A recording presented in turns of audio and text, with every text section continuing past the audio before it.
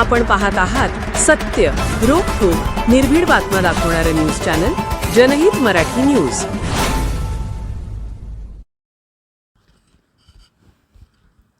परळीतील धर्मापुरी येथील गांजा विक्रेत्यावर स्थानिक गुन्हे शाखेची धाडसी कारवाई। 9,77,320 रुपयांचा मुद्देमालासह एक आरोपी जेरबंद तर एक आरोपी फरार। बीड जिल्ह्यातील परळी ग्रामीण पोलीस ठाणे हद्दीमधील धर्मापुरी येथील गांजा विक्रेत्यावर स्थानिक गुन्हे शाखेने धाडसी कारवाई करत 9,77,320 रुपयांचा मुद्देमालासह एका आरोपीला जेरबंद केलेलं असून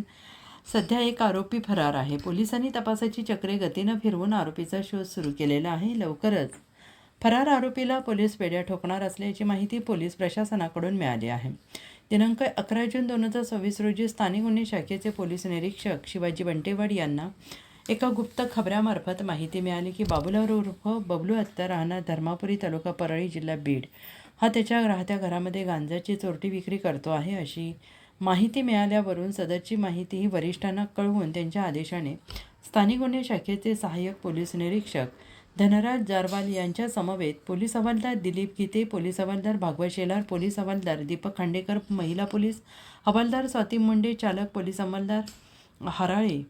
आणि पोलीस ठाणे वरळी ग्रामीणचे सहाय्यक पोलीस निरीक्षक मेंढके, पोलीस हवालदार वाले, पोलीस हवालदार नवनाथ हरगावकर, महसूल विभागाचे सक्षम मंडळ अधिकारी श्रीमती पल्लेवाड मॅडम, धर्मापुरी तलाठी सज्जाचे तलाठी यासीर शेख यांच्यासह बाबूलाल उर्फ बबलू अत्तर यांच्या घरी छापा मारला असता त्यांच्या घरामध्ये 20 किलो 340 ग्रॅम वजनाचा गांजा मिळून आला। तसेच गांजा विक्री करण्यासाठी एक इलेक्ट्रिकल वजनकाटा असा एकूण 9,77,320 रुपये किमतीचा मुद्देमाल मिळून आल्याने आरोपी विरोधात पोलीस ठाणे परळी ग्रामीण येथे सहाय्यक पोलीस निरीक्षक